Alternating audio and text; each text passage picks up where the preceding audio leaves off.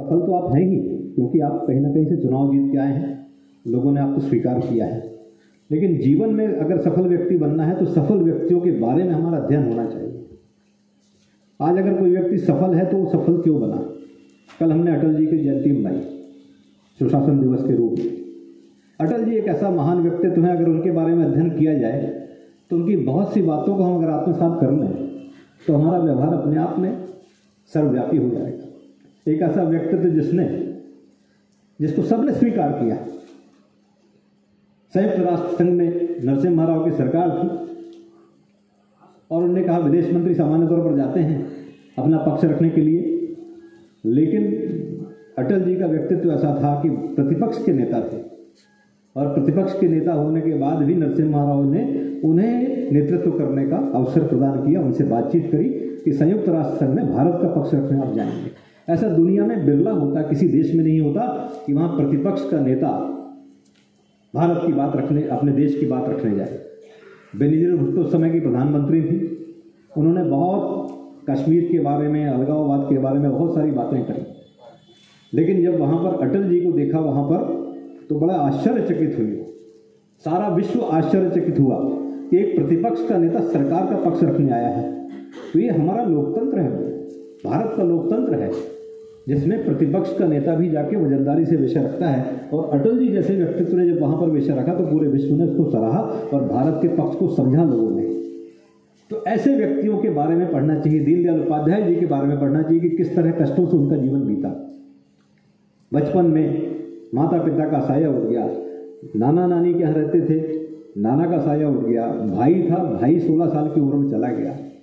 पढ़ने में मेधावी थे, लेकिन राष्ट्रभक्ति का भाव उनके मन में था, तो उन्होंने लगातार अध्ययन किया, सब किया। उसके बाद वो चाहते तो आईसीएस बन सकते थे, उनसे आईएएस को आईसीएस कहा जाता था अंग्रेजों के समय, लेकिन उन्होंने आईसीएस न बन करके देश की सेवा का संकल्प लिया और गरीब कल्याण की जितनी योजनाएं, चाहे मध्य प्रदेश सरकार की हो, लाड़ी लक्ष्मी योजना हो, चाहे कन्यादान की योजना हो, चाहे तीर्थ दर्शन की योजना हो, जितनी भी योजनाएं, मैं नाम नहीं गिनाना चाहता, उन योजनाओं का अध्ययन करेंगे तो उसका मूल यही है कि पंक्ति के अंतिम व्यक्ति का उदय होना चाहिए। आप लोग नगर पंचायत में, नगर निगम में काम करने वाले, जनता को लाभ दिलाने वाले सबसे महत्वपूर्ण कड़ी हैं आप लोग। आपके माध्यम से उस लाभ को उस व्यक्ति तक पहुंचाया जा सकता है।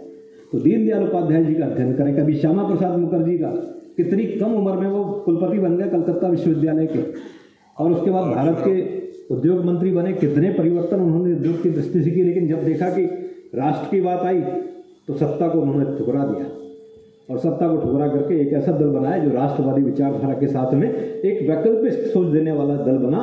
और 51 के सफर के बाद कितनी पीढ़ियां भारतीय जनता पार्टी की खप गई, और उसके बाद आज हम सत्ता की शीर्ष पर बैठे हैं और विश्व को नेतृत्व देने की स्थिति में।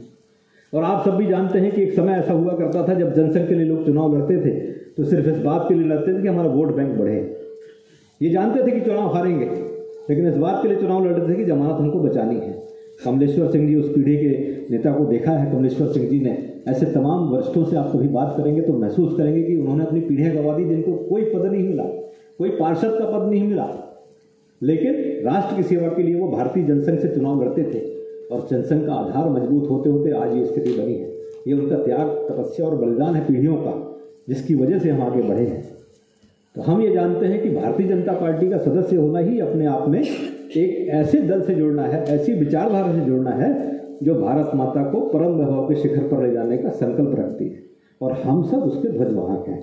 लेकिन हमको अपनी कार्य व्यवहार से, कार्य प्रणाली से अपने आप को व्यवस्थित करके चलना है। अभी यहाँ पर ठीक है, देखिए काफ़ी संख्या में हमारे भाई और बहन हैं, क्योंकि और आज मुझे इस बात की प्रसन्नता है यहाँ पर आप सबको देख करके कि हमारी बहनें भी यहाँ प्रशिक्षण लेने आए हैं और हमारे भाई भी यहाँ प्रशिक्षण लेने के लिए आए हैं।